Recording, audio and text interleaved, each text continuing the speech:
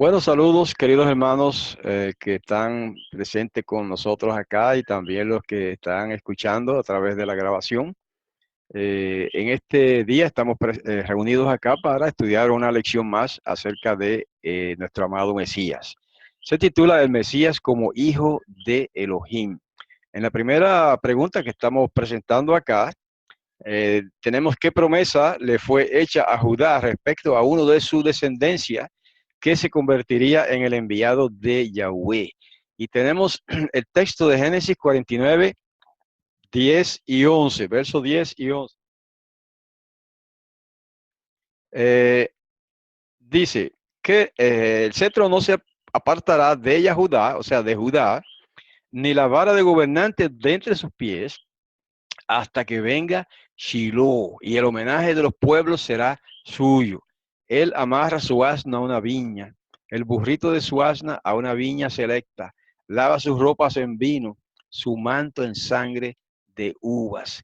Hermanos, este es un pasaje profundo, es un pasaje profético claramente sobre el Mesías, e incluso algunos rabinos antiguos, no los modernos, los rabinos modernos han reinterpretado todas las profecías mesiánicas para evitar que parezca como que se cumplieron en Yehoshua, ¿verdad? En el Nazareno.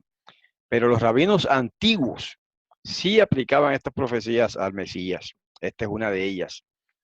Y tenemos este testimonio de eso en el Talmud, claramente. No es este el momento de traer esto a colación, pero lo podremos hacer más tarde, mostrar testimonios escritos del Talmud donde aplican ese pasaje al Mesías. Y fíjense que dice que el cetro no se apartará de Yahudá. Eso quiere decir que Yahudá, o sea, la tribu de Judá, sería la tribu gobernante en Israel. Y eso de la vara de gobernante, pues es lo mismo, ¿no? Es lo mismo, la vara de gobernante o el cetro. Esto es como se llama una endíades. Esto es una figura literaria en la que se repite lo mismo dos veces en palabras distintas. El cetro no se apartará de Yahudá, ni la vara de gobernante, que es lo mismo que el cetro, de entre sus pies. Hasta que venga ¿quién? Hasta que venga Shiloh. Ese es el nombre de un personaje profético. Cuando los rabinos discutían sobre ese punto, en los rabinos antiguos, decían, ¿cómo se llamará el Mesías cuando venga? Uno dijo, se llamará Shiloh, porque, y cita ese pasaje. ¿Eh? Claro, eso no quiere decir que verdaderamente ese iba a ser el nombre literalmente del Mesías. Como cuando se dice que de Yahushua, que se había llamado Emmanuel, no quiere decir que ese tenía que ser el nombre literal oficialmente, ¿verdad? De ese personaje. No, esos son títulos proféticos. Lo mismo pasa aquí. ¿Qué significa Shiloh? Shiloh se dice, perdón, que significa pacificador, porque se relaciona esa palabra con la palabra shalom. Y por lo tanto, esa forma de la palabra Shiloh significaría el pacificador. Lo interesante es que dice que el homenaje de los pueblos será suyo. O sea, en esta profecía está implicado que el Mesías habría de ganarse el favor, la simpatía del pueblo, de otras naciones. Y eso es exactamente lo que ha pasado. Fíjense cómo Yahushua viene, lo proclaman Mashiach, hace sus discípulos, los discípulos o sea, propagan la noticia de que el Mashiach había llegado y prácticamente gente, no todo el mundo, pero gente de todas las naciones lo han aceptado como Mashiach y lo han proclamado como Mashiach y le rinden homenaje, a veces en exceso, ¿verdad? Incluso a veces homenaje en exceso. Cuando digo en exceso, quiero decir que algunos pues lo consideran como Dios, según ellos llaman, ¿verdad? Y no, es como David. David era un Mesías también, y no era Dios. Y la gente le rendía homenaje, le rendía pleitesía, igualmente a este. Y dice que el homenaje es la profecía, ¿verdad? Esto es una predicción. El homenaje de los pueblos será suyo. Ahora, la última parte de ese pasaje en el verso 11, cuando dice que su manto lavará sus ropas en vino y su manto en sangre de uvas, esto también es un símbolo de batalla o de destrucción, ¿sabe? Um, Quiere decir que otra fase de su ministerio del Mesías sería también castigar a los perversos, a los impíos, y por eso se lo describe como que su manto bañado o teñido de sangre de uvas. Claro, eso quiere decir jugo de uvas, ¿verdad? Pero es símbolo de lo mismo. Ustedes saben que en Revelación, en Apocalipsis, hay otra visión en la que se presenta y se habla de el Mashiach, ¿verdad? También como vestido de un manto teñido de sangre. Y es lo mismo que representa aquí cuando dice que su ropa está teñida en sangre de uvas. Eso está hablando de juicio, está hablando de destrucción de los impíos, ¿verdad? Como se predice también en muchos otros pasajes, incluidos pasajes de Apocalipsis. En la segunda parte o pregunta, dice, esta es un poco más profunda, este punto. Según Daniel 9, 24 al 27, ¿qué importancia tiene el factor tiempo en el aparecimiento de aquel Shiloh de la profecía, o sea, del Mesías? Eh, en Gálatas 4:4, no lo tengo a la mano en este momento, pero quizá lo tenga más abajo. En primer lugar, vamos a leer lo de Daniel 9, 24 al 27. Este pasaje es fundamental y quiero decirles que en el Talmud se discute también este pasaje. Y se implica, es más, se dice claramente en el Talmud que, o se indica que el Mesías tenía que venir antes de la destrucción del templo. Porque en el Talmud hay un pasaje donde los rabinos se lamentan, ay, ya el templo fue destruido y no vino el Mashiach. Porque ellos no se dieron cuenta que fue Yahushua el que vino, y es el Mashiach. Pero ese lamento de ellos implica claramente que en la teología rabínica estaba claro que el Mashiach tenía que venir antes de la destrucción del templo, la destrucción final, que fue en el año 70. Por lo tanto, el Mesías tenía que venir antes del año 70 del primer siglo. Y aquí está el pasaje. 70 semanas están determinadas en cuanto a tu pueblo y en cuanto a tu santa ciudad, para acabar con la transgresión, para poner fin al pecado. Eso lo hizo él en el Gólgota. Para expiar la iniquidad. Eso lo hizo el Mesías en el Gólgota. Para traer la justicia eterna. Eso lo hizo el Mesías cuando resucitó. Para sellar la visión y la profecía. Y para ungir el lugar santísimo. Conoce pues y entiende que desde la salida de la orden para restaurar y edificar Jerusalén hasta Mashiach Nagid, eso quiere decir hasta el Mesías gobernante, habrá 7 semanas y 62 semanas. Esta es la profecía de las 70 semanas. Todo eso tenía que cumplirse antes del año 70 que fue destruido el templo. Sigue diciendo, y se volverá a edificar con plaza y muro, pero en tiempos angustiosos. Después de las 62 semanas, será quitado el Mashiach, o sea, el ungido, y no quedará nada para él. Y el pueblo de un gobernante que ha de venir destruirá la ciudad y el santuario. Hermanos, eso está claro que se refiere o se cumplió en el año, esto de la destrucción del templo en el año 70 de la era común, ¿verdad? Del primer siglo de esta era. Cuando decimos la era común, incluye desde el año 1, antes del Mesías, hasta ahora, hasta hoy. Todo eso es la era común. Y aquí está prediciendo la destrucción del templo de Jerusalén. Y no solamente eso, sino que dice que después de las 62 semanas será quitado el Mashiach, el ungido, y no quedará nada de él. ¿Ok? Ahí tenemos, no vamos a abundar mucho en esta profecía. Es una profecía incluyendo su cumplimiento bien compleja. Hay muchas cosas. Nosotros tenemos ya un audio grabado ahí y escrito también, un escrito en la página sendaantigua.net donde explica todo esto. Ok, invitamos a los oyentes a que la visiten, la página sendaantigua.net. Allí buscan en audios la profecía de las 70 semanas, ilustrada incluso con una tabla, con un diagrama, ¿ok? Cómo se cumplió todo eso por fechas. Ahora, el gobernante de un pueblo que ha de venir a destruir la ciudad del santuario es obviamente el general Tito, que más tarde llegó a ser emperador de Roma, y cumplió eso al pie de la letra. Dice, con cataclismo será su fin de la ciudad y del templo también. Y hasta el fin de la guerra está decretada la desolación. 27. Por una semana él confirmará una alianza con muchos y en la mitad de la semana hará cesar el sacrificio y la ofrenda. Algunos cristianos explican esto diciendo que eso es una semana adicional y que eso no se ha cumplido, que eso se cumplirá en los fin, en el fin de los tiempos, que eso está en el futuro todavía.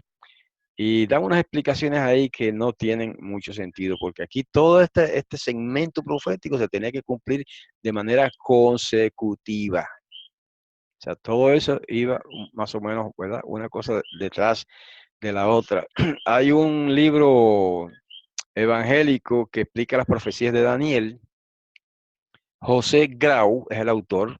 Es el mejor libro que yo he visto explicando las profecías de Daniel. Y se titula así, La profecía de Daniel de José Grau. Y él refuta esa teoría de que esta semana de la que está hablando ahí está en el futuro todavía. Y nosotros también hemos refutado eso anteriormente. ¿Okay? Cuando él dice, por una semana él confirmará una alianza con muchos, está diciendo que en esa última semana de años, iba el Mesías a confirmar la alianza nueva, la nueva alianza.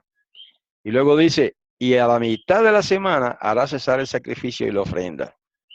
Y eso se cumplió en términos proféticos de la semana de años y también en términos literales, según muchos explican, que él murió un miércoles, que es la mitad de la semana, o sea que en doble sentido, cumplió él, el Mesías Yahushua, esta profecía. Dice, sobre alas de abominaciones vendrá el desolador. Ese desolador fue Tito, ya lo dijimos, hasta que el aniquilamiento que está decidido venga sobre el desolador. O sea que ese imperio que destruyó a Jerusalén y el templo habría de ser destruido más tarde. Aunque no sea literalmente, pero como imperio sí fue destruido. Roma. Ok, ¿qué título oficial ostentaría el enviado de Elohim? En Daniel 9, 25 y 26 nos tienen pasajes importantes y luego dice, ¿qué pruebas hay de que los judíos de aquellos días sabían que el Mesías tenía que venir?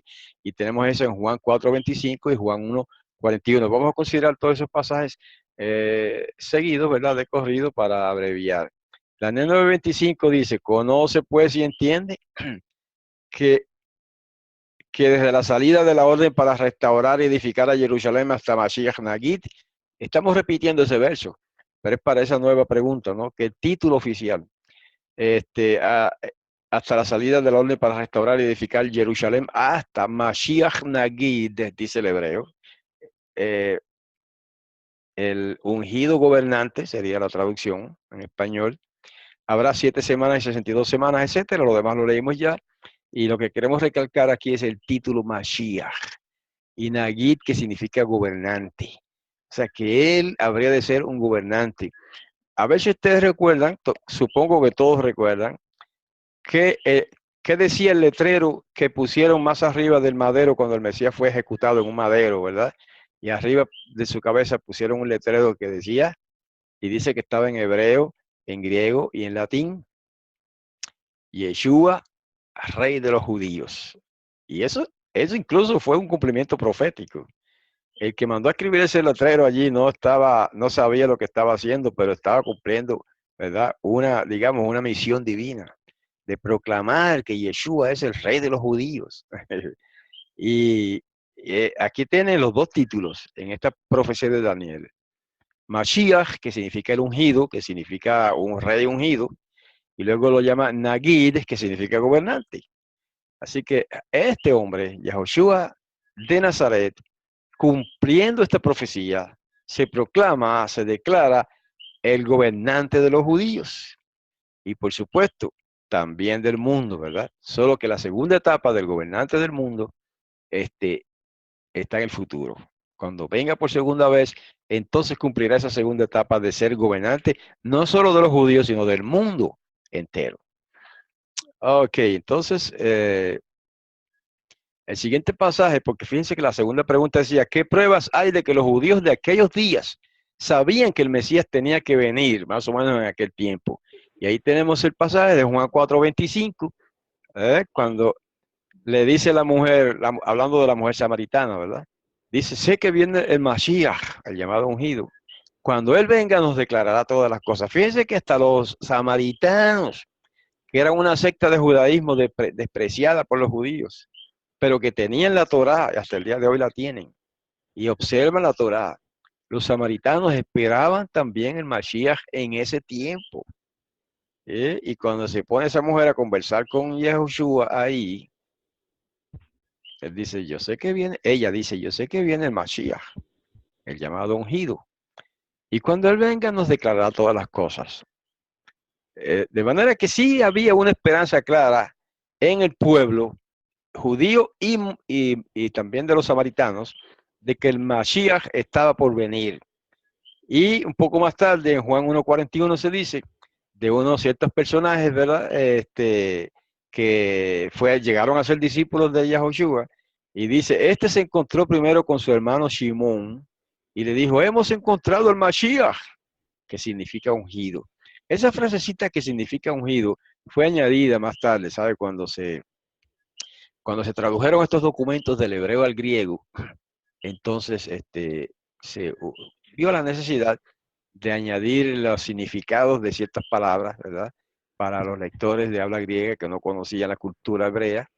Y por eso que usted ve que en español también se ponen esos comentarios que fueron añadidos, pero que están ahí en los textos griegos.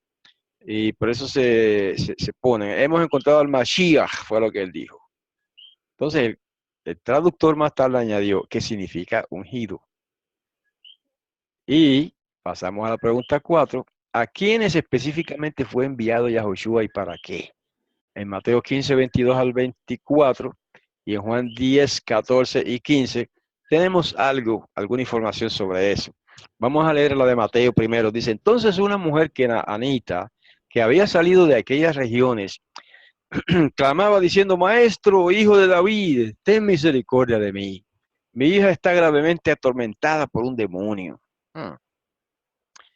Verso 23. Pero Yahushua, el Mesías, no le respondía palabra. Entonces se acercaron sus discípulos y les rogaron diciendo, despídela, pues va gritando tras nosotros. O sea, era una molestia, ¿verdad? Ella gritando eso constantemente y los discípulos de Yahushua le dicen, despídela, despídela, que va gritando tras nosotros. Y respondiendo dijo, ahora responde el Mesías diciendo, a mí no me han enviado sino a las ovejas perdidas de la casa de Israel. Curioso, ¿verdad? Que él respondiera de esa manera, porque de todos modos él sanaba a los enfermos y sanó a gentiles también. Pero hubo momentos en que él hizo declaraciones como esta para ilustrar, para ejemplificar eso que está diciendo ahí, que él había sido enviado a las ovejas perdidas de la casa de Israel. ¿Ok? Y que su misión principal en ese momento en que vino por primera vez habría de ser de llevar su mensaje y su obra de sanación a Judá primero y también a otros de las dispersos, ¿verdad? Que han estado dispersos y que en ese tiempo estaban dispersos de las 10 tribus. Siempre se dice las 10 tribus, ¿verdad? Pero en realidad eran 8, porque hubo 2 tribus que se asimilaron a Judá. Pero eso es otro tema. El asunto es que el Mesías, Yahushua, lo indicó claramente, que él vino como su misión primaria o principal a traer la buena noticia de salvación a los israelitas primero, ¿ok? A las ovejas perdidas de la casa de Israel. Eso pues es bien significativo, ¿verdad? En su ministerio. Hay algo más. En Juan 10:14 dice, yo soy el buen pastor y conozco mis ovejas y las mías me conocen. Como el Padre me conoce, yo también conozco al Padre y pongo mi vida por las ovejas. sea, que Yahushua sabía desde que tuvo conciencia, como adulto al menos, que él iba a morir y que iba a morir por sus ovejas. ¿Y quiénes son sus ovejas? Sus discípulos, sus seguidores, ¿verdad? Ahora él dice, lo interesante de este verso es esto: yo conozco mis ovejas y las mías me conocen. ¿Por qué es importante saber ese detalle? Porque uno pudiera pensar, bueno, si las tribus de Israel han sido esparcidas, fueron dispersas por todas las naciones, ¿cómo es que se va a saber ahora quién es quién? ¿Cómo es que se va a saber quiénes son israelitas o descendientes de israelitas y quiénes no son descendientes de israelitas? Bueno, es que nosotros no tenemos que saber eso, hermano. Ahí es donde está el asunto. Nosotros no necesitamos saber eso. El que necesita saber eso es el Mesías mismo y su padre se lo reveló. Por eso dice él, yo conozco mis ovejas. Él sabe quiénes son los descendientes de las tribus perdidas de Israel. Y por eso a veces los hermanos cuando se allegan a nosotros buscando el conocimiento de la Torá, buscando la luz de la Torá y la luz del conocimiento también de la cultura hebrea, y nosotros le ayudamos. Y una de las cosas que le decimos es eso, hermanos: ¿por qué usted está aquí? ¿Usted sabe por qué usted está aquí? Muchos dicen, bueno, no sé, pero usted está aquí no por elección propia necesariamente, aunque en parte sí. Pero usted está aquí en este movimiento de restauración de las raíces hebreas, primeramente porque el Padre lo ha llamado y está llamando a muchas personas que no saben por qué han llegado aquí. Y aquí, cuando yo digo aquí, me refiero al movimiento de restauración de las raíces hebreas. No solamente la Asamblea de Yahweh, ¿verdad? La Asamblea de Yahweh es uno de varios movimientos de restauración de las raíces hebreas. Yo diría, en mi opinión, que es el principal, pero bueno, otros dirían otra cosa, ¿verdad? Pero eso no es importante. Cuando están llegando tantas personas hacia estos movimientos de restauración de la fe hebrea, es porque están siendo llamados por el Padre, hermanos, y por el Mesías, ¿verdad? O podríamos decir, están siendo llamados por el Mesías por orden del Padre. Y por eso es que tantas personas, miles de personas, ahora mismo en el mundo entero, en casi todas las naciones, o por lo menos las naciones principales, están escuchando el llamado y se están allegando a Israel y empiezan por amar al pueblo judío que está allí en la tierra de Canaán, ahora como nación física, literal, visible.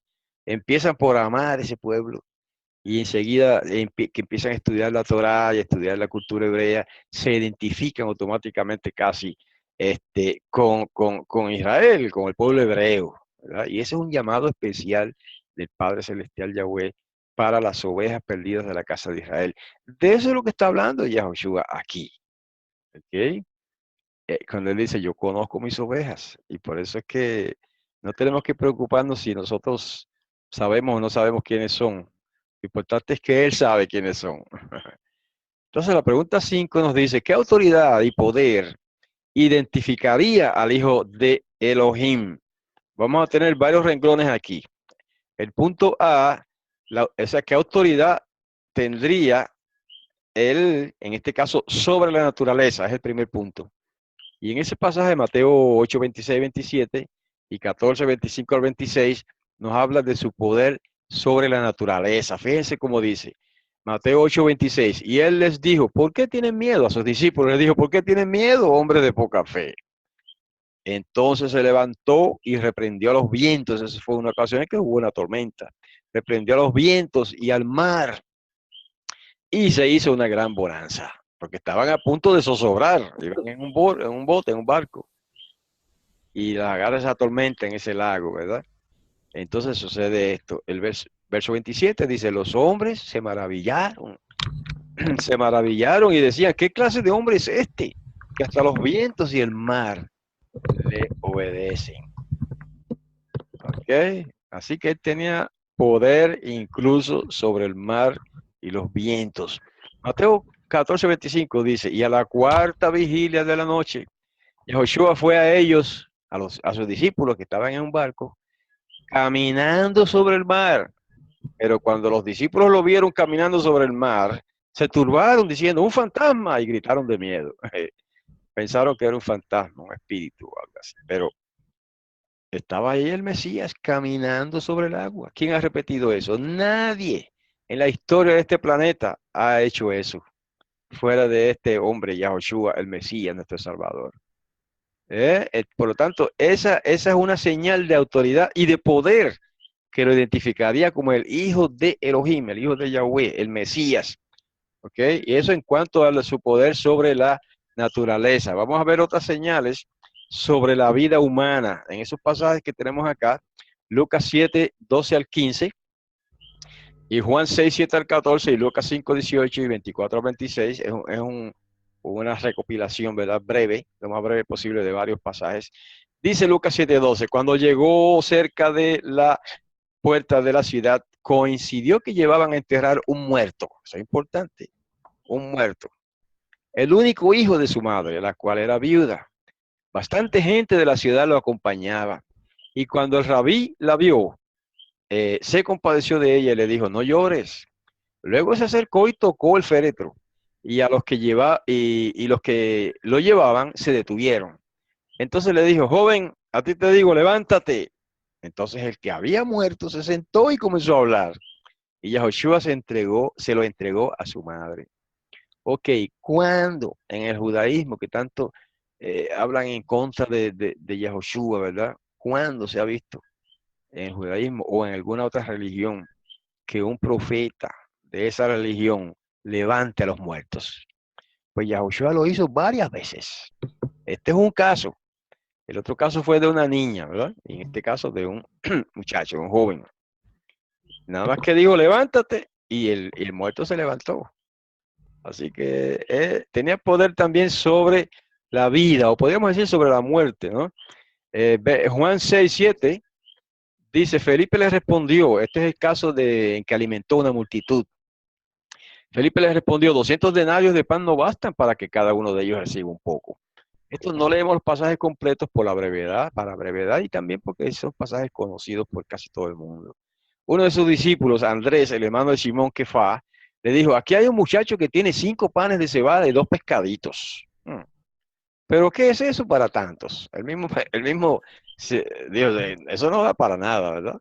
Había mucha hierba en aquel lugar, así que se recostaron como 5.000 hombres. Entonces ya Joshua tomó los panes. ¿Cuántos panes eran? 5. ¿Y cuántos pescaditos? 2. Entonces ya Joshua tomó los panes y después de dar gracias al Padre, los repartió entre los que estaban recostados. De igual manera repartió los pescados cuantos quisieran. Cuando se saciaron, le dijo a sus discípulos, recojan los pedazos que han sobrado para que no se pierda nada. Así que los recogieron y llenaron 12 canastas con los pedazos de los 5 panes de cebada que les sobraron a los que comieron. Increíble, hermanos. Pero fue realidad. Porque estos no son cuentos ni leyendas. Estos son relatos históricos que si no hubieran sucedido de esa manera como se escribieron, los judíos de aquel tiempo los hubieran refutado, hubieran rebatido estas pretensiones de los discípulos, pero nadie rebatió eso. Nadie refutó esas cosas que sucedieron. Incluso el Talmud dice que Yeshua hacía milagros usando el nombre del Padre. Y en otro pasaje el Talmud acusa a Yahushua de hacer milagros por medio de la hechicería. ¿Mm? Pero lo interesante es que ellos reconocen que hacía milagros. Eso es lo importante, que hacía milagros. Por lo tanto, incluso el Talmud corrobora de una manera indirecta estos milagros que hizo Yahushua en varias ocasiones. Verso 14 dice, entonces cuando aquella gente vio el milagro que había hecho Yahushua, decían, verdaderamente este es el profeta que había de venir al mundo. Mira qué lindo. Y qué bien lo entendieron. Fíjense que ellos no dijeron, este es Dios, como reclaman hoy equivocadamente algunas personas. ¿Por qué ellos no dijeron, oh, este es Dios? No, nada que ver. Ellos reconocieron lo que es la verdad cuando dijeron, este es el profeta que había de venir o que ha de venir al mundo. Y eso era exactamente lo que él era en ese momento. un profeta, pero más que un profeta, también era el Mesías. En Lucas 5:18 dice, y en eso unos hombres trajeron sobre una camilla a un hombre que era paralítico y procuraban llevarlo adentro y ponerlo delante de Yahoshua. Y saltando un poco, ¿verdad?, a otro verso para abreviar, finalmente pudieron entrar al hombre y Yahoshua dice, pues para que sepan que el Hijo del Hombre tiene autoridad en la tierra para perdonar pecados, le dijo al paralítico, a ti te digo, levántate, toma tu camilla y vete a tu casa.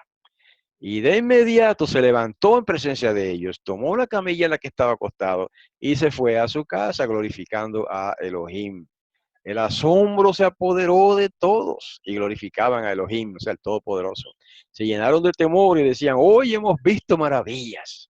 Hermanos, todos esos relatos que se presentan en los evangelios, Mateo, Marcos, Lucas y Juan, son relatos históricos, no son libros de fantasías, son relatos de hechos que ocurrieron ante la vista de miles de personas en el siglo I de la era común.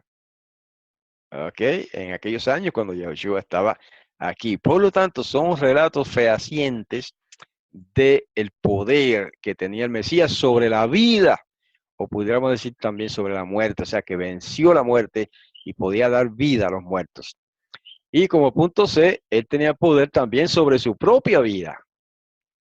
En Juan 10:17-21 dice, por eso me ama el Padre, porque yo pongo mi vida para volverla a recibir. Nadie me la quita, dice él, sino que yo la pongo por mi cuenta. Fue voluntariamente que se entregó. Tengo derecho de ponerla y tengo derecho de volverla a recibir. Este mandamiento lo recibí de mi Padre. Hubo división otra vez entre los dirigentes yahuditas o judíos a causa de estas palabras, y muchos de ellos decían, tiene un demonio y está desquiciado. ¿Por qué le hacen caso? Otros decían, estas palabras no son las de un endemoniado. ¿Podrá un demonio abrir los ojos de los ciegos? Tremenda pregunta, hermanos. ¿Podría un demonio abrir los ojos de los ciegos, dar vista al ciego y resucitar muertos, como hizo en otros pasajes? O sea que mucha gente aceptó a Yahushua como el Mesías, como por lo menos como un profeta de Yahweh inspirado, mientras los fariseos, mientras los líderes religiosos de aquel tiempo los rechazaron. Ellos eran los que o sea, trataban de refutarlo, ¿verdad? Y rebatir sus enseñanzas. Ok, punto 6. ¿Qué profetizó Yahushua para probar su autenticidad como Mesías? Mateo 12, versos 39 al 40. Vamos a leerlo y también vamos a ver cómo se contarían esos 3 días de los que habla ahí y 3 noches. Mateo 12:39 dice, él respondió y les dijo, porque ellos, antes de seguir, porque ellos le pidieron una señal, ¿verdad? Los fariseos, los líderes religiosos de aquel tiempo. ¿Y qué señal tú nos das de que eres el enviado? O algo así. Entonces él les dice, una generación malvada y adúltera exige una señal, pero no se le dará ninguna señal, sino la señal del profeta Jonás. Porque así como Jonás estuvo 3 días y 3 noches en el vientre del gran pez, así estará el Hijo del Hombre en el corazón de la tierra 3 días y 3 noches. Hermano, qué clase de profecía. No vamos a entrar ahora en todos los detalles de esa profecía. Algunos debaten ciertos detalles, ¿verdad? De cuándo fue que se cumplió. Pero eso no es importante en este momento. En este momento no es pertinente entrar en ese debate de si fue miércoles o fue viernes. Eso no, cuando quiera que haya sido, él estuvo 3 días y 3 noches en la tierra. O sea, sepultado en el corazón. Como dice ahí, en el corazón de la tierra. O sea, debajo de la tierra, sepultado. Bueno, ok, eso es una predicción que estamos leyendo ahí.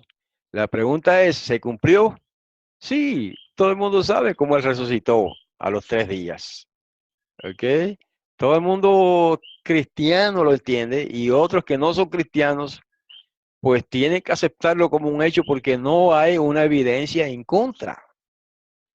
Aquellos que no creen que el Mesías Yahushua resucitó, que muestren la evidencia de que no resucitó.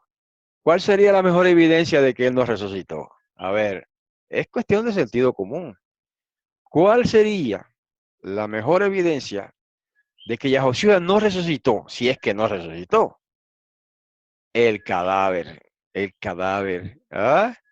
Busquen el cadáver. ¿Dónde está el cadáver? No está en ningún sitio. En el siglo I, allí en el año 30 y algo, que fue cuando él murió y luego resucitó, ese era el momento de mostrar el cadáver. ¿Eh?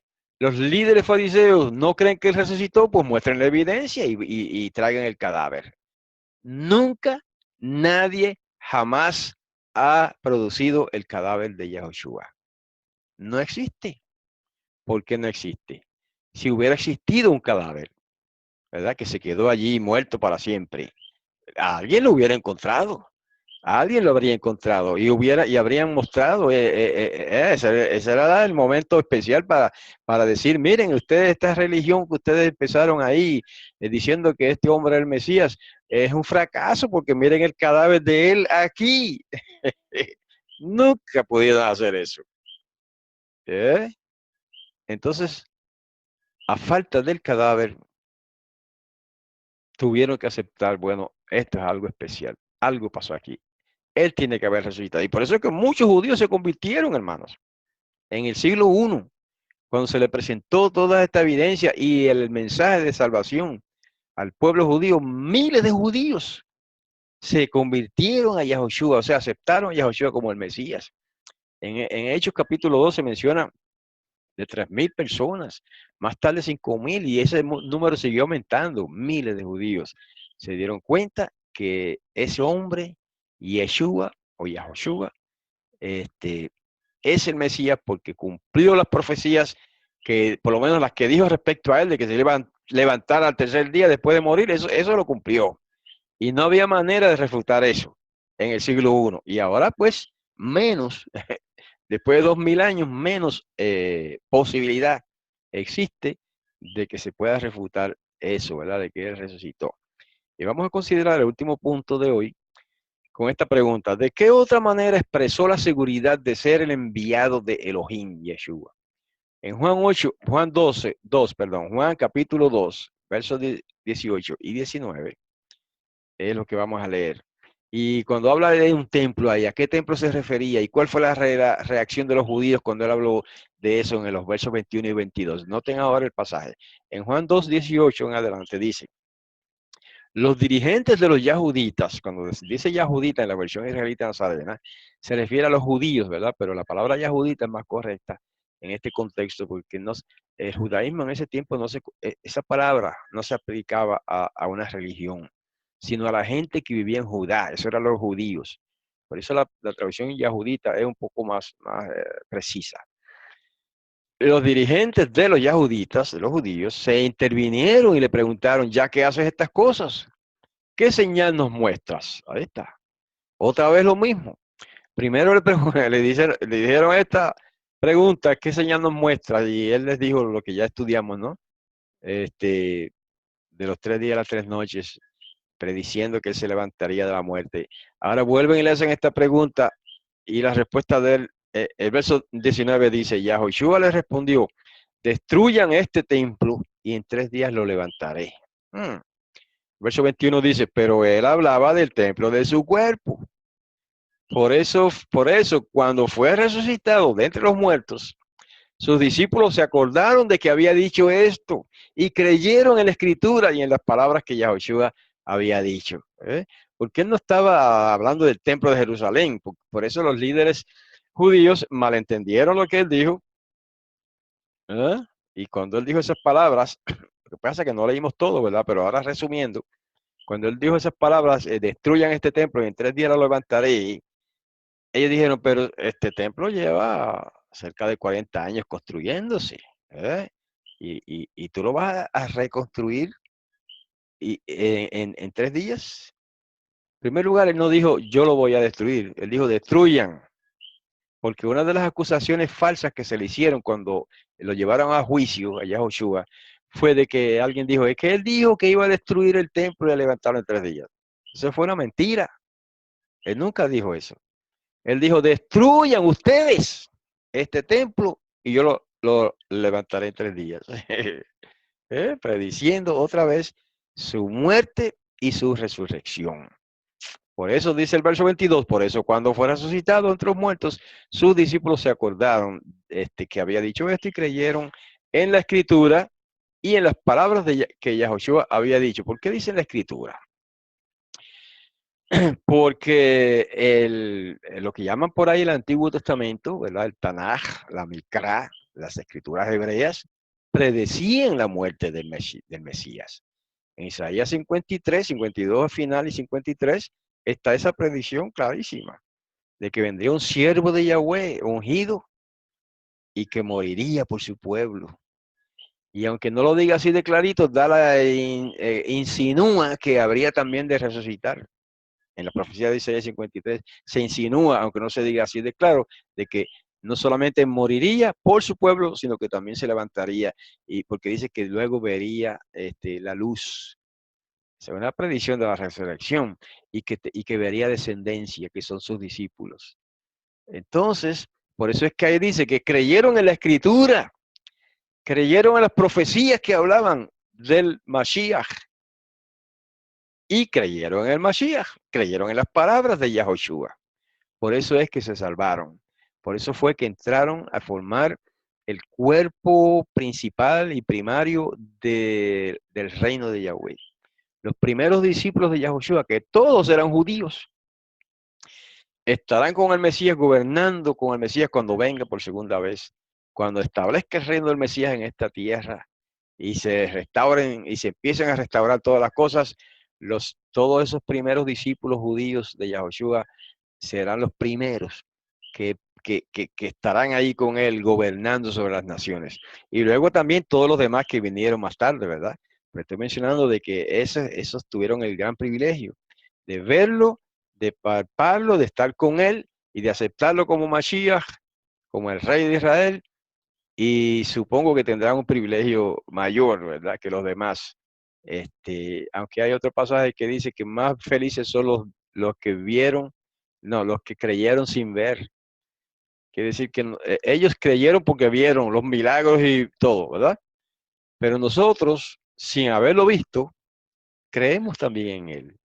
Entonces somos más dichosos, más bienaventurados, más felices, más bendecidos todavía, porque hemos creído sin haber visto los milagros y todo lo que él dijo e hizo. Ok, entonces hermanos, queridos y amigos, con esto terminamos esta lección de hoy, que es una de las lecciones sobre el Mesías.